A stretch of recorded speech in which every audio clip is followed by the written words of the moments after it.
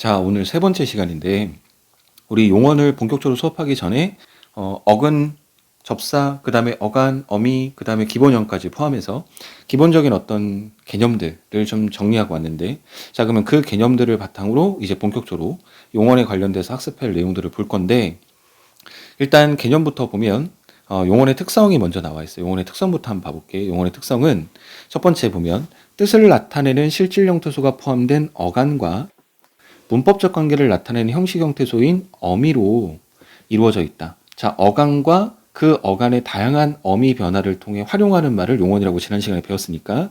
자, 그런데 여기서 오해하면 안 되는 게 어간이라고 하는 말의 앞에 써져 있는 말을 보면 뜻을 나타내는 실질 형태소가 포함된 이라는 말을 썼어. 그런데 그런 실질 형태소가 포함됐다는 얘기지 어간은 의미적인 요소하고 직접적 관련이 있는 용어가 아니야. 어간을 우리 지난 시간에 어떻게 정리했냐면 활용할 때 변하냐 변하지 않느냐. 그런데 변하냐 변하지 않느냐만의 기준으로 어간과 어미를 정하는 거지 실질적 의미가 있냐 없냐는 어간과 관련이 없어. 그런데 왜 이렇게 쓰냐면 어간이라는 것 안에 뭐가 포함되냐면 실질적 의미를 담고 있는 뭐가 있었냐면 어근이 어간 자리에 놓이거든. 어근이 이 어간 자리에 놓이기 때문에 표현을 이렇게 한 거지 어간은 의미와는 직접적 관련성이 없는 말인 거야. 그러니까 잘 기억해야 돼. 어간이라고 하는 것과 어미라고 하는 개념은 변하냐 변하지 않느냐. 자, 그 다음에 두 번째 보니까 쓰임에 따라서 단어의 형태가 변하는 가변어다. 자, 이제 이게 무슨 말인지 알겠지? 자, 어간의 다양한 어미 변화가 결국에는 활용인데 활용하는 말은 형태가 고정되어 쓰이지 않는다는 얘기고 변하는 것이 가능하다는 의미였어. 그래서 가변어라고 쓰였고 세 번째, 자, 이 세 번째 특징이 좀 중요한데 그러면 동사나 형용사 같은 용어는 무슨 역할을 하느냐? 그 기능은 문장의 주어를 서술하는 기능을 한다. 자, 서술하는 기능이 제일 중요한 거야. 그 주어를 서술한다. 그런데 그 주어의 동작이나 작용을 서술한다. 그러면 이러면 동사일 거고, 그 다음에 상태나 성질을 서술한다. 이렇게 됐을 때는 형용사가 되겠다.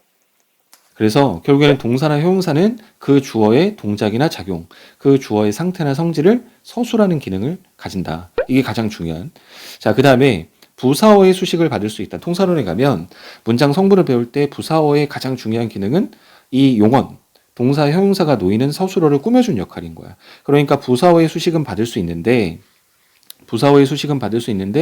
관형어와는 호응되지 않는 이유는 관형어는 체언을 꾸며주는 문장 성분이기 때문에 관형어는 직접적인 관련이 없다는 얘기야. 그 다음에 시제를 나타내는, 그 다음에 높임을 나타내는 이런 등등의 표현이 가능하고 그 다음에 6번은 지금은 처음 공부하는 입장에서는 조금 버거울 수 있는데 그냥 가볍게 여기서 뒤에서 다룰 거니까 가볍게 보자면 명사형으로 활용을 한 뒤에 자 여전히 잘 기억해야 되는 건 활용을 하는 거야. 그러면 어간과 어미의 개념이니까 여전히 용언의 형태라는 거야. 그런데 그 형태만 명사의 모양처럼 활용을 해서 그 뒤에 조사를 결합해 주어나 목적어나 보어 같은 체언으로서 하는 기능처럼 그런 기능을 가진다는 얘기야. 이게 무슨 말이냐면 자 예문 보면 나보기가 역겨워할 때 이때 이 보기는 보다지 보다. 그 다음에 철수가 오기를 할 때 이 오기는 오다지. 그 다음에 미움이라고 하는 것은 밉다지. 이게 다 용언인데 이 보다나 오다나 밉다라고 하는 이 용언의 명사의 모양처럼 이렇게 보기, 오기, 미움 이렇게 명사의 모양처럼 활용을 한 거야. 활용을 한 뒤에 주어나 목적어나 보어처럼 그렇게 명사, 체언의 어떤 역할처럼 기능적으로 그렇게 쓰인다는 얘기인데 이건 뒤에 가서 자세히 할 내용이니까 동사나 형용사가 명사의 형태로 활용하고 나서 이렇게 명사가 쓰이는 체언적인 역할도 할 수 있구나. 이 정도면 기억하면 될 것 같아. 그리고 뒤에 가서 자세한 설명은 그때 가서 공부하면 되니까. 자, 그 다음에 용언에 관련된 어떤 전체적인 구도인데 여기에는 이 부분에는 우리가 용언에서 뭘 학습해야 되는지에 대해서 응축적으로 담아놓은 거야. 그래서 이 용언이라고 하는 것이 문장의 주어를 서술하는 기능을 가진 말인데 이 활용이란 것이 뭔지 그 활용하는 과정에서 규칙적으로 활용하는 거, 불규칙적으로 활용하는 거 뒤에서 다 배울 거야. 그 다음에 어간과 어미가 있었는데 이 어미 체계는 어말어미와 선어말어미가 있나 보다. 그러면 이 뭘 어말어미라고 하고 선어말어미는 어떤 것을 선어말어미라 하는지 이 어미 체계를 또 공부해야 하고 그 다음에 용언이라고 하는 것은 실질적 의미를 가지고 있는 본래 용언이 있고 그 다음에 실질적 의미는 다소 약화되고 문법적인 어떤 의미를 도와주거나 아니면 부차적 의미를 도와주는 보조 용언이라는 게 있는데 그러면 본 용언이 있고 보조 용언이라는 게 있구나. 자 그럼 이것도 뒤에 가서 학습을 다 할 요소들인데 그러면 용언이라고 하는 파트에서 이러이러한 것들을 배워야 되구나. 이 정도만 하면 될 것 같아요. 자, 그러면 이제 본격적으로 동사와 관련된 부분들을 먼저 살펴볼까 해요. 앞에서 용언의 특성에 겹쳐지는 것들도 많을 거니까. 자, 동사는 주어의 동작이나 작용을 나타내는데, 동작이란 건 움직임이겠지. 근데 이 움직임 외에 어떤 작용의 의미를 더해주는 부분까지, 작용의 의미를 나타내는 부분까지를 다 포함해서 동사라고 한대. 근데 특성을 보면 동사는 동작이나 작용을 나타내며 주 기능은 문장의 서술 기능이다. 용언의 특성에서도 이미 언급된 것. 동사도 용언이기 때문에 용언의 특성을 그대로 가져오는 거지. 그 다음에 조사와의 결합이 가능하다라고 했는데, 일반적으로 아주 많은 다양한 조사와 결합되는 건 아니지만, 예를 들어서 먹다라는 단어에 어미 고를 붙였어. 먹다, 먹고 할 때. 근데 여기에 먹고는 간다. 이런 식으로 어간과 어미로 결합되어 있는 동사, 이 먹다에 이 는이라고 하는 보조사를 붙일 수 있다. 아무 조사나 다 붙을 수 있는 건 아니지만 특정한 조사는 붙이는 것이 가능하다는 얘기야. 자, 그 다음에 관형사와는 어울릴 수 없지만, 관형사는 앞에서도 얘기했지만 체온을 꾸며주는 말이기 때문에 동사와는 직접적 관련이 없어. 근데 관형사와는 어울릴 수가 없지만 부사의 수식은 받을 수 있다. 자, 관형사든 부사든 둘 다 꾸며주는 말이긴 한데, 부사는 주된 기능 자체가 용언에 꾸며주는 기능, 용언을 수식하는 기능을 갖고 있기 때문에 부사의 수식을 받을 수 있다. 자, 그 다음에 4번에 우리가 지난 시간에 배웠던 것과 관련되는 게 나오는데, 이 나와 있는 사동이라든가 피동이라든가 강세 이런 것들은 나중에 뒤에 가서 다시 배울 거야. 이런 것들은 크게 신경 쓰지 말되, 이런 것 등을 나타내는 접사란 게 있었어. 이 접사는 기본형에 넣어서 표제어로 삼는다. 표제어로 삼는다는 건 사전에 싣는다는 얘기인데, 이 기본형이라고 하는 걸 우리 지난 시간에 배웠거든. 기본형이라고 하는 것은 어간에 다를 붙이면 기본형이 된다 그랬어. 그런데 이 어간은 어떻게 만드냐면, 자, 어근을 중심으로 어근의 앞에 접사가 올 수도 있고 접사가 오지 않을 수도 있겠지. 어근 뒤에 접사가 올 수도 있고 올 수도 않을 수도 있겠지. 접사가 나오지 않는다면 어근 그 자체인 거고, 접사가 앞에 붙을 수도 있고 뒤에 붙을 수도 있고 둘 다 붙을 수도 있었어. 근데 우리가 여기를 뭐라고 했냐면 어간이라고 했거든. 그런데 이 어간에 다를 붙이면 뭐가 된다고 했냐면 기본형이 된다고 했어. 자, 우리 지난 시간에 배웠던 게 연결되는 거야. 자, 기본형이라고 하는 것은 어간의 단데, 그 어간 속에는 뭐가 포함될 수 있냐면 나올 수도 있고 나오지 않을 수도 있지만 접사가 포함될 수 있다. 이런 접사들이 사동을 나타내기도 하나 봐. 피동을 나타내기도 하나 봐. 강세를 나타내기도 하나 봐. 근데 어찌되었든 이런 접사들이 결국에는 어간을 형성하고 그 어간에 달을 붙여 기본형에 넣어서 표제로 삼을 수 있다. 자, 이 정도는 이제 이해가 될 수 있는 설명이 될 것 같아. 그 다음에 5번째 특징을 보면 시제를 동반할 수도 있고 높임법을 가질 수도 있고 동작상을 나타낼 수도 있다. 상을 나타낼 수도 있다 그랬는데, 자, 예를 보면, 자, 여기에 나와 있는 요 말들을 일단 먼저 지워볼게. 그러면 읽다라는 단어 자체에는 시제가 동반되어 있잖아. 읽다는 시제를 알 수가 없어. 그런데 여기에서 는이 있기 때문에 그럼 읽는다 현재구나. 그러면 엇을 집어넣기 때문에 그럼 과거구나. get을 집어넣기 때문에 미래구나. 이렇게 읽다라고 하는 동사에 이렇게 시제를 동반하는 말을 같이 표현할 수 있다는 얘기인 거야. 그리고 영수는 계속 책을 읽고 있다라고 했을 때 읽다라는 단어에 뭐뭐 하고 있다라는 말을 집어넣어서 이것이 상이라고 하는 것은 진행상이라는 게 있고 완료된다는 얘기도 있는데, 완료라고 하는 상이 있는데 결국엔 읽고 있다라고 하니까 진행이 되고 있다는 상이겠지. 그러니까 이렇게 상을 나타내는 말도 같이 동시에 동사와 더불어서 같이 표현을 나타낼 수도 있다. 자, 높임법에 관련된 거 직접 쓰진 않았는데, 이 높임에 예를 들어서 읽다라고 했으니까 읽으셨다. 이 단어를 보면 여기서 읽다라는 단어에 시가 붙고 여기에 엇이 붙은 거야. 그러면 읽었다는 아까 전에 얘기했던 것처럼 과거를 나타내는 표현을 동반한 거고, 근데 읽었다에 이 시를 집어넣으면 읽으셨다 요 표현 자체가 뭐가 되냐면 높임을 나타내는 표현이 될 수 있어. 그래서 이 동사라고 하는 읽다라는 동사는 이렇게 과거를 나타내는 시제를 나타내는 말과도 동반될 수 있고, 이렇게 의시처럼 높임을 나타내는 말과도 동반될 수 있고, 뭐뭐 하고 있다처럼 이렇게 상을 나타내는 말도 동반할 수 있다. 그러니까 이 동사라고 하는 어떤 품사의 특성은 시제를 나타내는 표현, 높임을 나타내는 표현, 동작을 나타내는 표현, 이런 표현들을 동반할 수 있다. 이 정도로 이해하면 될 것 같아. 자, 그 다음에 이제 종류를 보면 자동사라고 하는 게 있고 타동사라고 하는 게 있어. 그런데 여기서는 뒤에 나와 있는 자세한 설명까지는 필요 없이 개념만 정확하게 숙지하고 가면 될 것 같아. 이 자동사라고 하는 동사는 어떤 동사냐면 이 움직임, 그 움직임이 주체인 주어에만 미치는 거야. 그러면 주어와만 연관성을 가질 때 우리가 자동사라고 하고, 타동사는 그 움직임이 주어 이외의 목적어에까지 영향을 끼친다면 이건 타동사인 거야. 그러니까 쉽게 얘기한다면 타동사와 자동사를 구분하는 것은 결국엔 목적어가 있느냐 없느냐 이걸 따지면 돼. 그러니까 결국에는 목적어의 유무에 따라 이 목적어라고 하는 나중에 문장 성분인데 목적어가 있냐 없냐에 따라서 자동사는 목적어가 있는 거고 그 다음에 타동사는 목적어가 없는 거야. 자, 그러면 자동사라고 하는 것과 타동사라고 하는 것에서 자동사는 그 움직임의 주체인 주어에만 영향을 끼치는 동사를 자동사라고 한다 그랬고, 그 다음에 타동사라고 하는 것은 주어도 목적어에까지 어떤 영향을 끼치는 것이 타동사라고 했거든. 그런데 우리 공부해야 되는 내용 중에 요거를 하나만 더 추가시키자면 불완전이라는 말을 붙여서 불완전 자동사라고 하는 게 있고 불완전 타동사라고 하는 게 있어. 그럼 왜 불완전 자동사, 타동사라고 말을 하냐면 완전한 자동사는 주어만 있으면 되거든. 완전한 타동사는 주어와 목적어만 있으면 되거든. 근데 앞에 불완전하다고 할 때 불이 붙었다라고 하는 건 그것만으로 충족이 안 된다는 거야. 쉽게 말하면 예를 들어서 만나다라고 하는 단어가 있어. 만나다. 자, 나는 만났어. 완전하니? 완전하지 못하지. 이 만나다라는 단어가 자동사거든.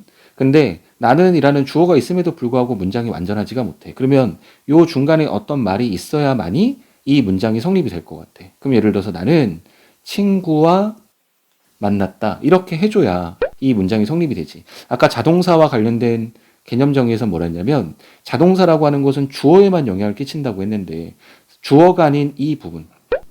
이게 부사어가 될 건데 나중에 이제 문장 성물할 때 다 하겠지만 부사어가 될 건데 이 부사어가 있어야만이 문장이 성립이 될 수 있다는 거야. 이 자동사는 주어 외에 뭔가 더 있어야만이 문장이 성립될 수 있다는 것. 그러면 결국에는 완전하지 못한 자동사란 얘기겠지. 그리고 타동사 같은 경우는 주어와 목적어가 있었어야 되는데 예를 들어서 주다 같은 경우를 한번 봐볼게. 주다. 자, 주다는 동사거든. 근데 타동사야. 타동사인데 예를 들어서 나는 선물을 이렇게 했으면 문장이 완전해져야 되는데 완전하지가 못해. 나는 선물을 줬다라고 하는 게 완전한 문장이 안 되지. 그러면 요 자리에 뭐가 채워져야 되거든. 요 자리에.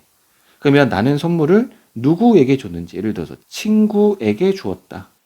이렇게 부사어가 더 들어가 줘야만이 문장이 성립이 되는 거야. 아까 전에 타동사의 정의에서도 이게 타동사인데 타동사는 주어와 목적어에만 영향을 끼친다고 했는데 주어와 목적어만으로 완전하지가 못한 거야, 문장이. 이렇게 부사어가 더 들어가 줘야만이 문장이 완전해지는 거지.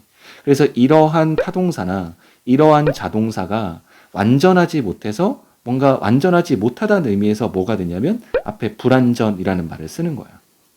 그래서 불완전 자동사, 불완전 타동사라고 말을 하면 자동사는 일반적으로 주어만 있으면 되는데 불완전 자동사는 주어 외에 뭐가 더 있어야 되는구나. 타동사는 주어와 목적어가 있으면 되는데 주어, 목적어 외에 뭐가 더 있어야 되는구나. 근데 그것을 확인해 보니까 대부분 이런 부사어들이 필요하더라는 거야. 그래서 자동사와 타동사의 개념은 주어 외에 목적어가 있냐 없냐를 갖고 판단하면 되는데 거기에 조금 한 단계만 더 개념을 나아가자면 이렇게 불완전한 자동사란 개념이 뭐지? 불완전한 타동사란 개념이 뭐지? 이 개념까지만 숙지하면 될 것 같아. 자, 그 다음에 보면 타동사에 이 타동사는 항상 목적어를 취하긴 하는데 때로는 목적어가 생략되어 쓰이기도 한데 근데 예문 봤더니 뭐 밥을 먹고 잠을 자고 마음껏 쉬었다 했는데 그냥 이 목적어들이 생략된 채로 먹고 자고 마음껏 쉬었다 이렇게 목적어가 생략돼 쓰이는 경우도 있다라는 얘기야. 자, 그렇게 그냥 가볍게 알아두면 될 것 같고 그 다음에 주어 목적어 이외에 부사어를 꼭 필요로 하는 타동사가 있대. 우리 아까 전에 불완전한 타동사 봤을 때도 그 부사어를 필요로 하는 타동사가 있었지. 얘도 마찬가지야. 결국에는 어떤 특정한 타동사는 주어와 목적어만 있으면 되는데 특정한 타동사 같은 경우는 부사어까지도 필요로 하더라. 그래서 그 밑에 세 자리 서술어라는 말을 썼는데 이건 지금 몰라도 상관없어. 뒤에 가서 뭐 서술어라고 하는 문장 성분을 배울 때 문장 성분의 자릿수를 배울 거야. 그 자릿수를 얘기할 때. 근데 쉽게 얘기하면 세 자리라고 하는 건 주어 한 자리, 목적어 한 자리, 부사어 한 자리. 그래서 세 자리를 필요로 한다는 얘기야. 근데 자세한 개념은 그때 가서 보면 되니까 여기서는 뭐만 기억하면 되냐면 타동사가 주어와 목적어만 있어야 되는 게 아니고 부사어까지 꼭 있어야 될 때도 있구나. 이것만 기억하면 될 것 같아. 그 다음에 자동사라 할지라도 방향이나 처소를 나타내는 말이 목적격 조사를 취하여 목적어로 사용될 때는 타동사로 간주를 한다 그랬어. 그러니까 목적어에 해당되는 타동사가 아닌데도 불구하고 목적격 조사를 취해서 타동사로 간주하는 말들이 있다는 얘기야. 예를 들어보면 학생이 학교에 간다 이렇게 했어. 근데 원래 학교에 간다가 맞거든. 그런데 뒤에 보니까 학생이 학교를 간다. 이 목적어를 만들어주는 조사 르를 붙여서 학교를 간다라고 했어. 그러면 르이 붙었기 때문에 이 문장 성분은 학교를이라는 문장 성분은 원래는 학교에가 맞지만 학교를이라고 결국에는 목적어가 되는 거야. 그래서 결국엔 목적으로 사용이 됐다라고 보면 이 간다는 이때 타동사로 쓰였다. 이렇게 보는 거지. 그 다음에 밑에서도 새가 공중에서 난다야. 원래는 새가 공중에서 난다라고 말해야 되는 원래는 자동사야. 주어만 있으면 되는 자동사인데 근데 여기서 표현을 어떻게 썼냐면 새가 공중을 난다. 목적격 조사를 취해서 목적어처럼 쓰였어. 그럴 때는 이때 난다가 타동사로 쓰인 거야. 그러면 선생님 이때는 난다가 자동사인가요 타동사인가요 라고 말했다면 이 안에 문장 성분의 을을 포함한 목적어가 있기 때문에 타동사다라고 말을 해야 된다는 거. 원래는 자동사지만 그러니까 이렇게 쓰이기도 한다는 얘기고 이렇게 쓰일 때는 타동사로 간주한다는 얘기지만 원래는 자동사였다는 얘기야. 그 다음에 마지막으로 개념 하나만 짚고 넘어갔으면 좋겠는 것이 이 능격동사라는 단어가 있어. 능격동사라는 개념이 있는데 이 능격동사가 뭐냐면 똑같은 형태야. 그런데 똑같은 형태인데 자동사로도 쓰이고 그 다음에 타동사로도 쓰이는 그러니까 자동사와 타동사의 형태가 동일한 거야. 어떤 동일한 형태가 자동사로 쓰일 때도 있고 타동사로 쓰일 때도 있고. 자, 예를 들어서 뛰다 봐보면 뛰다 여기도 뛰다 여기도 뛰다인데 요 앞에서 뛰다는 토끼가 깡충깡충 뛰다 그랬어. 그러니까 주어에만 해당이 되지 이 문장 속에는 목적어가 없어. 그러니까 주어만 있으면 되는 거지. 그런데 단오날 그네를 뛴다. 자, 누구가 단오날 그네를 뛰는 거야. 근데 똑같이 뛴다고 똑같이 뛴다인데 여기서는 그네를 이라는 목적어가 쓰인 거야. 그럼 이때는 타동사로 쓰인 거고 요때 뛴다는 자동사로 쓰인 거야. 자, 주어만 있으면 되는 자동사, 그 다음에 목적어까지를 포함하는 타동사. 그런데 뛴다 형태가 똑같은 거지. 그 다음에 두 번째 예문의 쉬다도 마찬가지인데 여기도 쉬었다 여기도 쉬었다야.